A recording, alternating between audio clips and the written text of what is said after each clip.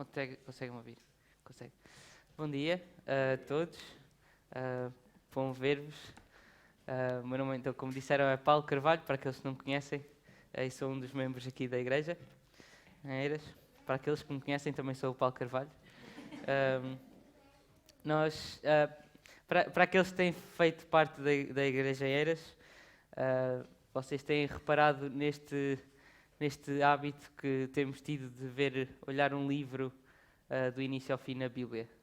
Neste caso, na semana passada o Carlos pregou em Provérbios 1, eu vou estar em Provérbios 5, então não é literalmente direto, mas é um hábito que estamos habituados.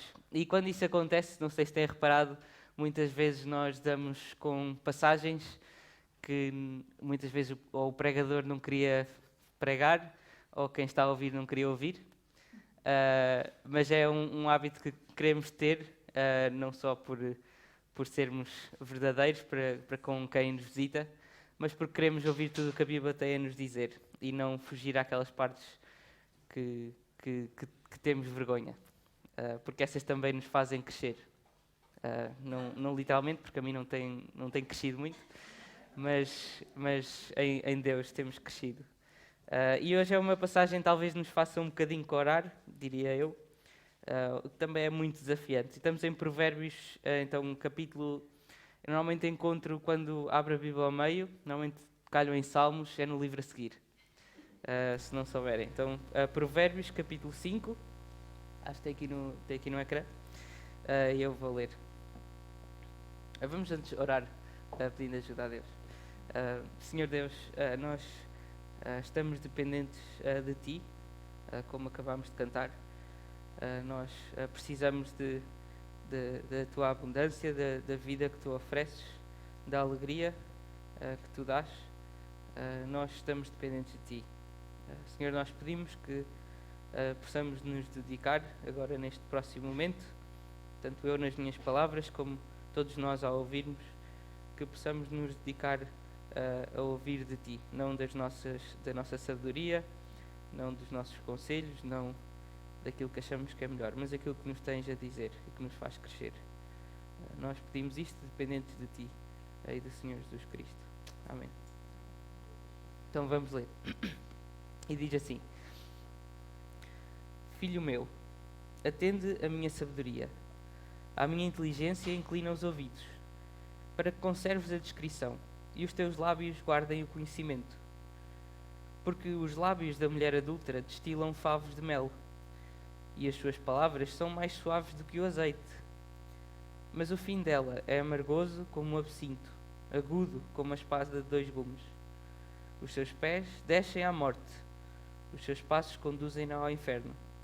Ela não pondera a vereda da vida, anda errante nos seus caminhos e não o sabe. Agora, pois, filho, dá-me ouvidos, e não te desvies das palavras da minha boca. Afasta o teu caminho da mulher adúltera, e não te aproximes da porta da sua casa, para que não deus a outrem a tua honra, nem os teus anos a cruéis. Para que dos teus bens não se fartem os estranhos, e o fruto do teu trabalho não entre em casa alheia. E gemas no fim de tua vida, quando se consumirem a tua carne e o teu corpo. E digas: como aborreci o ensino, e desprezou o meu coração a disciplina. E não escutei a voz dos que me ensinavam, nem a meus mestres inclinei os ouvidos. Quase que me achei em todo o mal que sucedeu no meio da assembleia e da congregação. Bebe a água da tua própria cisterna e das correntes do teu poço. Derramar-se-iam por fora as tuas fontes e pelas praças os ribeiros de águas? Sejam para ti somente, e não para os estranhos contigo. Seja bendito o teu manancial, e alegra-te com a mulher da tua mocidade. Corça de amores e gazela graciosa, saciem-te os teus seios em todo o tempo, e embriaga-te sempre com as suas carícias. Porque, filho meu, andarias cego pela estranha, e abraçarias o peito de outra. Porque os caminhos do homem estão perante os olhos do Senhor, e Ele considera todas as suas veredas. Quanto ao perverso, as suas iniquidades o prenderão, e com as cordas do seu pecado será detido. Ele morrerá pela falta de disciplina, e pela sua muita loucura, perdido, cambaleia. Amém. ao longo dos anos, com certeza temos ouvido muitas histórias de casais a quem acontece uma tragédia nos primeiros dias ou até horas de casados. O último caso que eu e a Patrícia ouvimos foi de um casal nos Estados Unidos que, precisamente ao sair das bodas, prontos para começar a lua de mel, eles foram atropelados por um carro de golfe. Neste caso, a noiva morreu mesmo, deixando um homem que era casado há poucas horas, viúvo. E são histórias tristes que nós não queremos sequer conhecer, não queremos que aconteça connosco, não queremos que aconteça com aqueles que conhecemos. São histórias contra todas as expectativas. Mas, à medida que nós refletimos acerca da passagem que acabámos de ler, eu gostava que nós pensássemos no valor da fidelidade. Eu poderia perguntar assim, o que é que seria melhor? Morrer logo após ter feito belas promessas de fidelidade e de deleite um no outro para o resto da vida? Ou ter vivido uma vida de desfrutar o casamento, mas cheia de infidelidade em várias áreas? E por isso, falsidade. Claro, não têm de responder, né? Não nos cabe a nós pensar que destino queremos, especialmente quando uma opção envolve morte, né? Acho que todos preferimos a outra. Todos nós falhamos de várias formas e em momentos diferentes, e o perdão de Deus é sempre oferecido àquele que vem a Jesus contrito. Mas serve para nós pensarmos, não é? Porque é que a fidelidade vale a pena? A fidelidade a Deus, a fidelidade ao nosso cônjuge. E é isso que vamos estar a pensar. Antes de avançar, talvez esta passagem levante uma questão logo para nós, que importa nós considerarmos, também para nos fortalecermos da nossa convicção das Escrituras. Elas foram escritas há milhares de anos, mas são verdadeiras, boas, sempre atuais, e meditar nelas, como vimos na semana passada, traz-nos sabedoria. E a pergunta que talvez nos veio à mente é: será que esta passagem é sexista? Se calhar podemos ser levados a pensar assim, uma vez que as filosofias do nosso tempo levantam essas questões. Pode parecer que, de alguma forma, a culpada de sedução nesta passagem é a mulher e a vítima é o homem. O homem só tem de mudar mulher, agora tem uma nova boa ferramenta e tudo fica bem. A mulher 1 era uma má ferramenta, agora a mulher 2 é uma boa ferramenta. Será que é assim? Os estereótipos, eles podem ser prejudiciais, não é? Dizer que todas as pessoas X são de uma certa forma pode desconsiderar a realidade.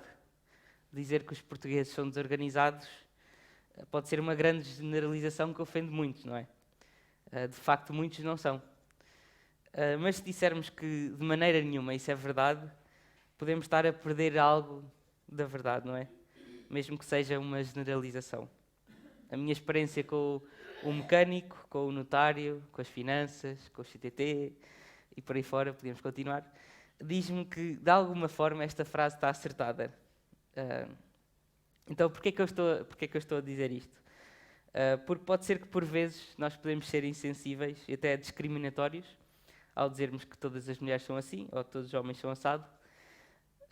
Linguagem jocosa, que goza de uma forma e humilha, deve ser arrependida. Mas, ao mesmo tempo, quando olhamos para as Escrituras, para o mundo, para a realidade que Ele criou, às vezes vemos padrões. Padrões na maneira de nós nos comportarmos, na maneira de estar, na maneira de funcionar emocionalmente, nas nossas prioridades ao longo da vida, e não podemos ignorar isso. E voltando ao que acontece na nossa passagem, isso é verdade quando se trata do pecado. Depois da queda de Adão e Eva, nós somos introduzidos a padrões, não é? Maneiras como o pecado se vai manifestando. Os dois são iguais, mas são diferentes e por isso têm padrões de tentação particulares. O homem é chamado a proteger, a cuidar, a liderar de forma sacrificial e ele é tentado a dominar de forma tirana sobre a mulher. O marido sacrificial, padrão bíblico, o marido tirano, padrão pecaminoso. A mulher é chamada a ser auxiliadora e aliada do homem, estando debaixo do seu cuidado, submetendo-a em amor, e agora ela é tentada a usurpar o papel do seu marido, revoltando-se e lutando por poder. Então, a esposa auxiliadora, padrão bíblico, a esposa usurpadora, padrão pecaminoso. Mas também vemos como é que os dois se encorajam a pecar, não é? A falhar no padrão bíblico. A um líder tirano, ele torna a sua esposa uma esposa desvalorizada, sujeita de olhos no chão. E o contrário também acontece. Uma esposa que desiste de ser auxiliadora, se conforma a ser sujeita, sem opinião, contribui para um marido tirano. Uma esposa usurpadora encoraja o seu marido a ser passivo. Um marido sem opinião, sem ação, encoraja a sua esposa a ser usurpadora. Estamos nisto juntos, não é? É o que nós vemos. Eu creio que é o que vemos aqui. Nesta passagem não é só a mulher adúltera que é culpada, ela de facto é culpada, ela deve ser evitada, e ela está a usurpar aquilo que pertence a outro. O homem pertence à sua esposa, ela é culpada de usurpação. Ao mesmo tempo vemos que o filho, neste capítulo, ele sente-se tentado a abraçar o peito de outra, e ele seria totalmente culpado se isso acontecesse. Ele é culpado por se deixar enredar.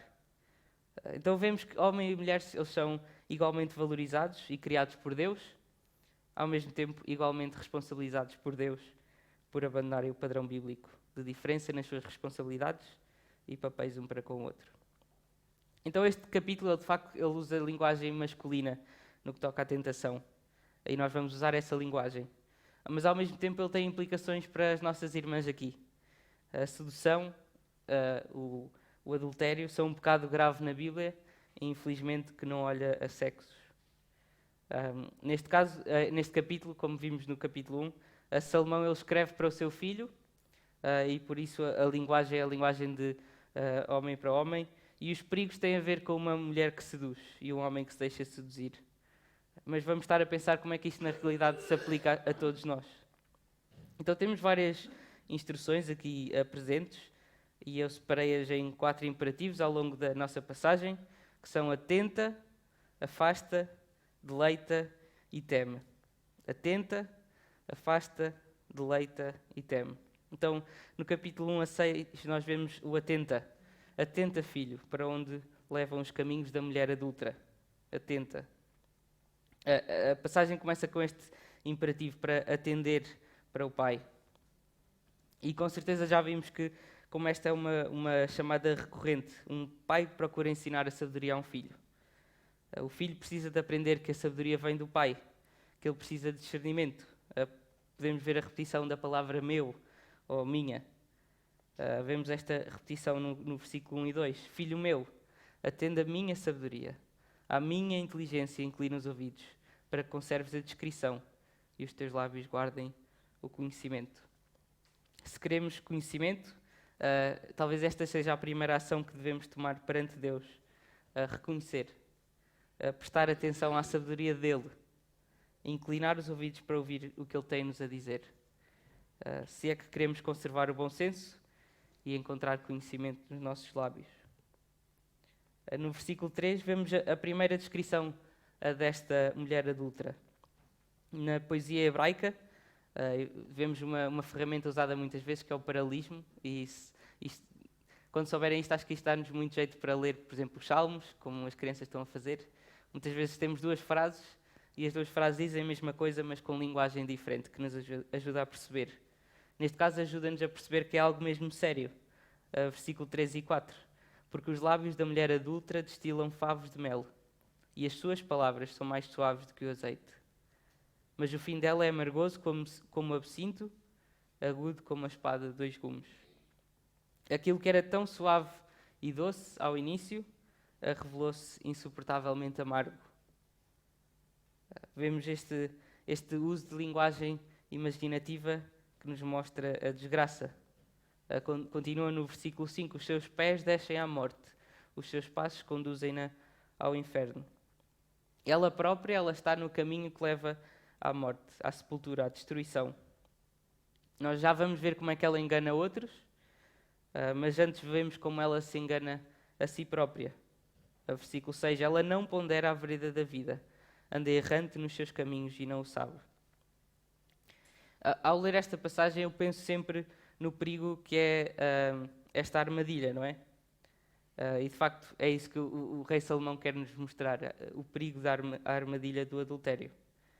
Mas antes ele mostra-nos como é que a própria enganadora, ou o próprio enganador, ele é também, antes de tudo, enganado. A prova de que o caminho da mulher adúltera é letal é que ela própria já se encontra no caminho para a morte. Ir com ela é só acompanhá-la numa viagem a dois para um paraíso mortífero. Mesmo que comece com uma prova de sabores de mel e azeite. Isso quer dizer que, no que toca ao perigo da sedução sexual, da imoralidade, do adultério, não é só a pessoa que seduz, os perigos não estão só na pessoa que seduz. O perigo da armadilha, que é a sedução, a amizade que se torna adúltera, é que quem manipula e engana, muitas vezes está a enganar-se a si próprio. Isso, eu creio que inclui tragicamente até casos mais difíceis.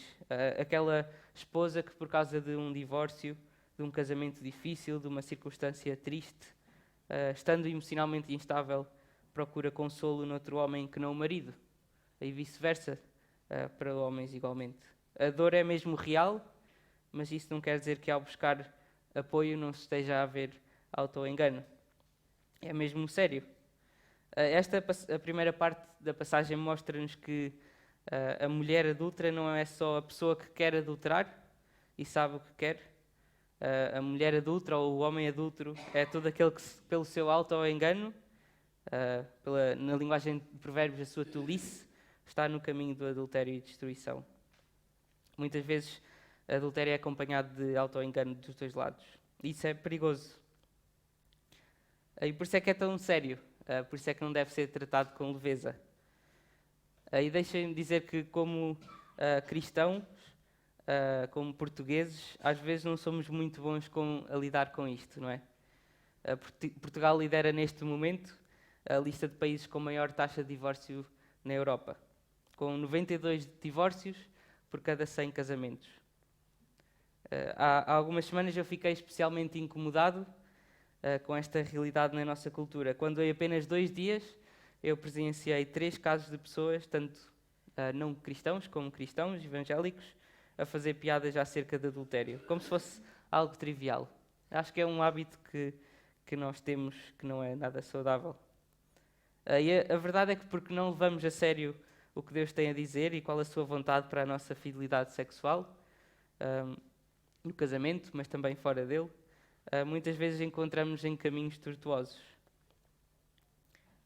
E isso leva-nos para o segundo ponto. Então, atenta e, em segundo ponto, afasta-te. Afasta-te e atenta para onde os teus caminhos te podem levar. A questão que o pai tem para o filho, no versículo 3, não é se ele se sente ou não enfeitiçado. Toda a abordagem moderna sobre o amor é um pouco acerca disso, não é? Se eu me sinto atraído ou não por aquela pessoa. Se me sinto, é legítimo eu avançar. E é triste, miserável, pobre de mim, se eu não o fizer. A solução é o já passou, ou na melhor tradução literal brasileira, o livre estou. Livre estou. Não posso mais segurar. O sábio pai não está a questionar se o filho se sente ou não enfeitiçado. Ele provavelmente vai se sentir enfeitiçado em algum momento. Mas essa não é a questão. Essa questão não lhe diz o que fazer. Só diz que é uma realidade séria. A questão é o imperativo no versículo 7 e 8. Agora, pois, filho, dá-me ouvidos e não te desvies das palavras da minha boca. Afasta o teu caminho da mulher adúltera e não te aproximes da porta da sua casa. Nem sequer te aproximes da porta. Não é bater à porta, falar um pouco, entrar para beber um café e só quando houver um convite duvidoso é que se diz que não. E esta é uma abordagem familiar, acho eu, para nós, mas muito desafiadora para evangélicos como nós. Isto porque muitas vezes nós somos tentados a confundir sermos gentis com sermos uns ingênuos simpáticos. Nunca podemos dar um não a ninguém de forma assertiva, até nas circunstâncias em que não vai ser útil para ninguém continuar uma certa discussão ou uma certa conversa. Achamos que ser cristão é sorrir e não ser assertivo. Mas aqui o pai não quer um homem simpático. Quando tentado, um esposo fiel não é simpático. Uma esposa fiel não é simpática. Ela segue em frente e não simpatiza. Precisamos de confiar mais que fazer a vontade de Deus sempre é melhor do que ser simpático sempre. Ser alguém que é ingênuo com o pecado é um pior testemunho do que alguém que leva a sério a santidade e respeita as pessoas do outro sexo ao ponto de não corresponder aos seus avanços. Talvez seja, na realidade, um melhor testemunho que diga mais acerca de Deus e da sua beleza. E antes de pensarmos mais em implicações desta passagem, podemos olhar para os versículos 9 a 14. Nós vemos algumas das consequências que o pai tem em mente no futuro. Versículo 9, aquele que cai na armadilha, ele despe-se da sua honra, em vez de ganhar anos de fidelidade. Versículo 10, ele entra em pobreza material e em falta de força, quer seja pelo custo de manter uma amante ou pela imoralidade literalmente que lhe tira tudo. Versículo 11, em vez de ganhar saúde pela sabedoria, ele perde-a por ser tolo e insensato. Versículo 12 e 13, ele acaba em remorso, ele está paralisado, ele só pode olhar para trás e lamentar. Versículo 14, tudo isto acontece perante a Assembleia, o povo de Deus, a Igreja, e ele precisa ser disciplinado, porque como no versículo 13 diz, ele não a aceitou quando ainda era novo e havia tempo. Então estes são versículos pesados que nos mostram quão séria é a luta pela santidade, em particular pela nossa fidelidade sexual, quer sejamos casados ou solteiros. O padrão bíblico quanto ao sexo é muito claro. Não é pecado só a homossexualidade ou só o sexo antes do casamento. É pecado tudo aquilo que está fora da expressão sexual entre um homem e mulher dentro do casamento. No sentido abrangente, adultério é tudo aquilo que está fora disso. E talvez a pessoa que tenha sido mais clara em relação a isso foi o próprio Jesus, ao mostrar que não é só pecado consumar o adultério, mas tudo aquilo que é desejado no coração. E que se houvesse oportunidade até se consumava. E isso engloba todos nós, não é? Solteiros, divorciados, viúvos, noivos, pessoas com atração por mesmo sexo, etc. Esta passagem aplica-se a todos nós nos seus desafios particulares, por manter uma fidelidade sexual. Então atentemos para a voz do sábio, para o que Deus tem a dizer. E vale a pena até continuarmos a pensar em algumas das implicações para nós. Por exemplo, contextos em que estamos sozinhos com uma pessoa do sexo oposto e que tendemos a ser ingênuos a pensar tudo vai ficar bem, não tenho que preocupar, nem que isto tenha de se repetir semanalmente. Mensagens trocadas com outra pessoa, quando tentamos tornar legítimo a amizade que ultrapassa limites, quando começamos a partilhar coisas que não devíamos ou numa profundidade se calhar que não devíamos, a abrir o coração de uma forma não sábia. Então importa ouvir os nossos amigos, talvez o nosso cônjuge, ouvir o que ele tem a dizer, sinceramente. Exercer sabedoria de acordo com esta passagem. O caminho do adultério é cheio de miséria, de vergonha, de prisão, de morte, e estas instruções são uma chamada de atenção. Então, para aquele que se mantém fiel, vale a pena continuar. Para o que tem sido tolo e brincado com o fogo, a solução não é esperar que o momento do perigo, que nesse momento haja força em nós suficiente para resistir, mas tomar ações para que esse momento de perigo não seja nada comum. Afasta-te. Para o que já caiu, o melhor a fazer é arrepiar o caminho, é confessar perante a Assembleia, talvez começando por um líder de confiança.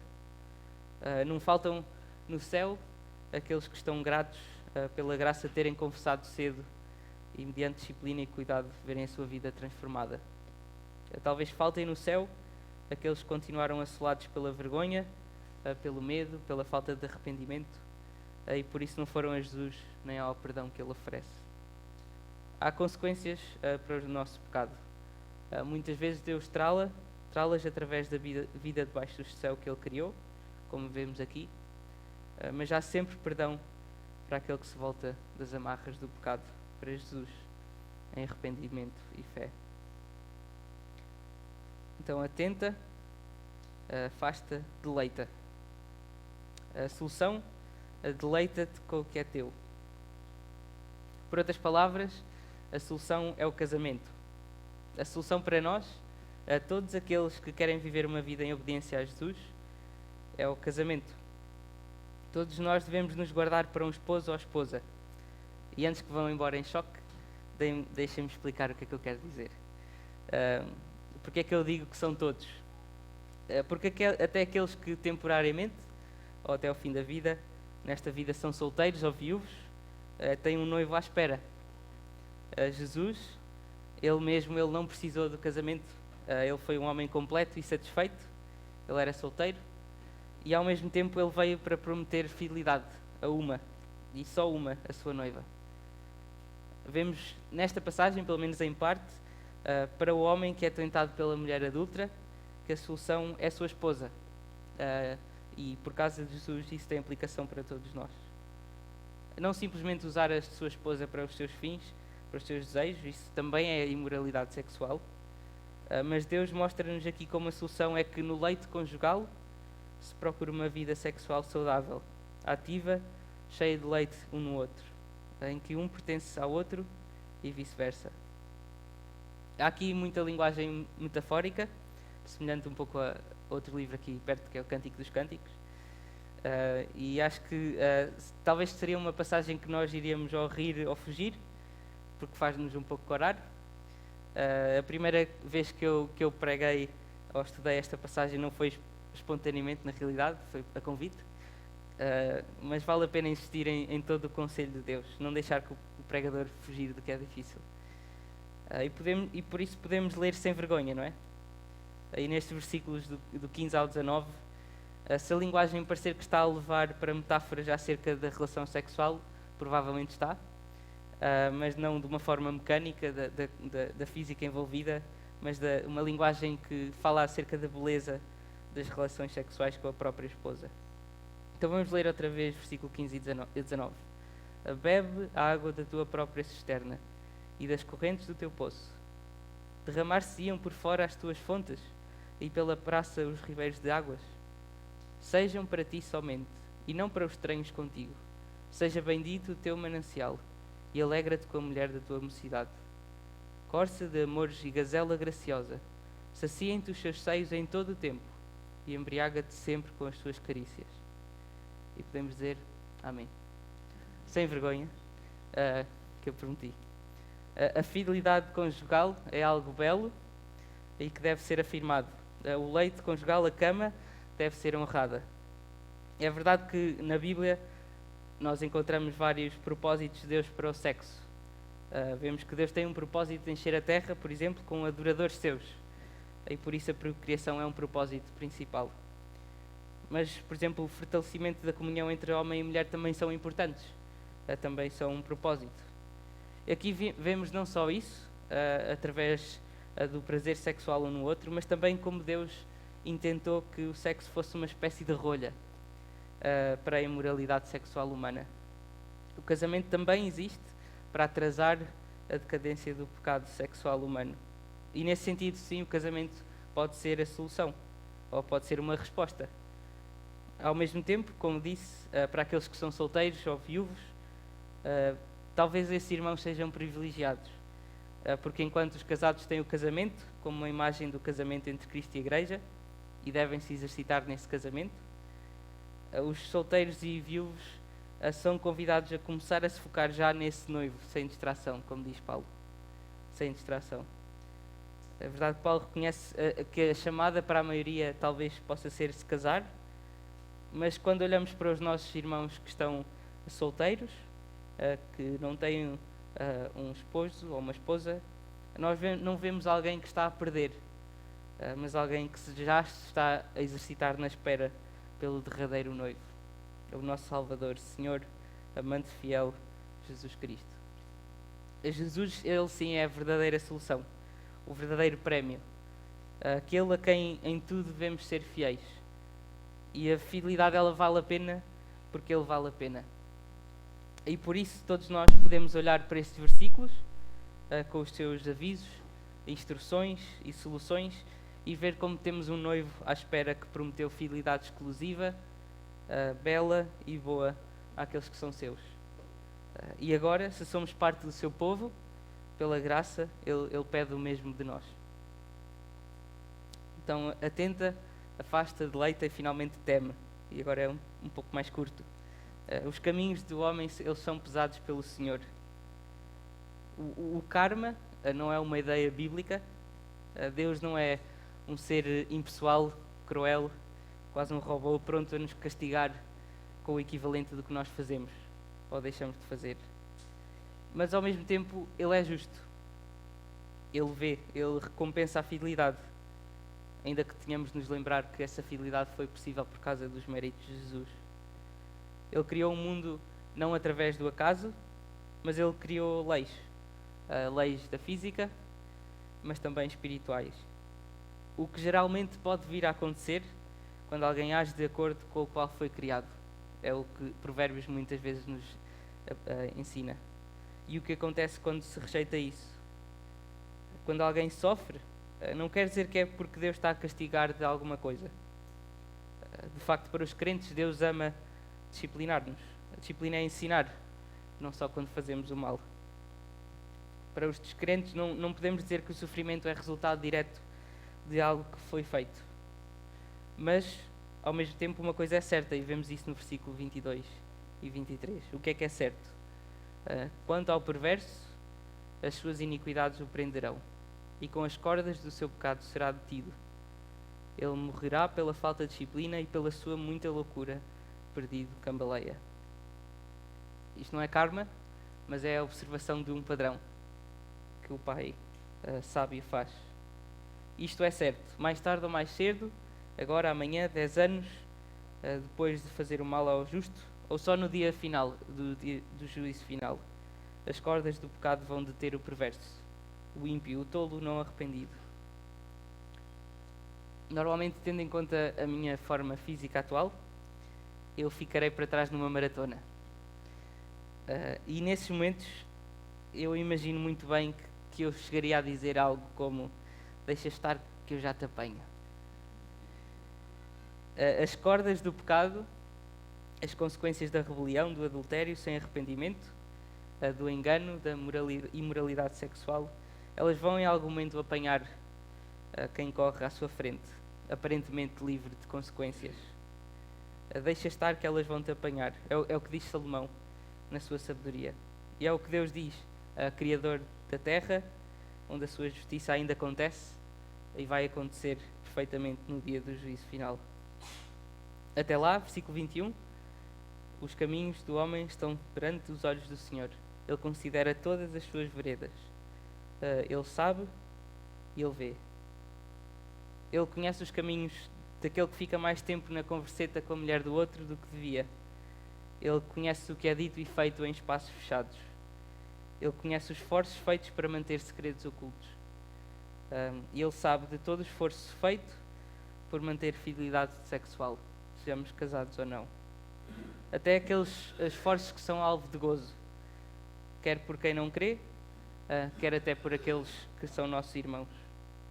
Todo esforço que é possível por causa da obra e sangue de Jesus por nós e do Espírito que em nós habita, ele vale a pena. Deus sabe e Ele salvou-nos para isso. Deixem-me só ler uma passagem que talvez seja necessária nós barrarmos no nosso coração agora. E é em Tito, e eu vou ler o que lá está. Diz assim: porquanto a graça de Deus se manifestou salvadora a todos os homens, educando-nos para que, renegadas a impiedade e as paixões mundanas, vivamos no presente século sensata, justa e piedosamente, aguardando a bendita esperança e a manifestação da glória do nosso grande Deus e Salvador Jesus, o qual a si mesmo se deu por nós, a fim de remir-nos de toda a iniquidade e purificar para si mesmo um povo exclusivamente seu, zeloso de boas obras. Vale a pena atentar para estas coisas, mesmo que sejam difíceis de ouvir ou que nos façam corar. Vale a pena nos afastarmos quando é preciso. Vale a pena saber que o resultado disso não é mau testemunho, mas bom. Vale a pena lutar por sabedoria. Sabedoria que Deus dá e oferece. A sabedoria que vemos em Jesus, o nosso noivo. Amém.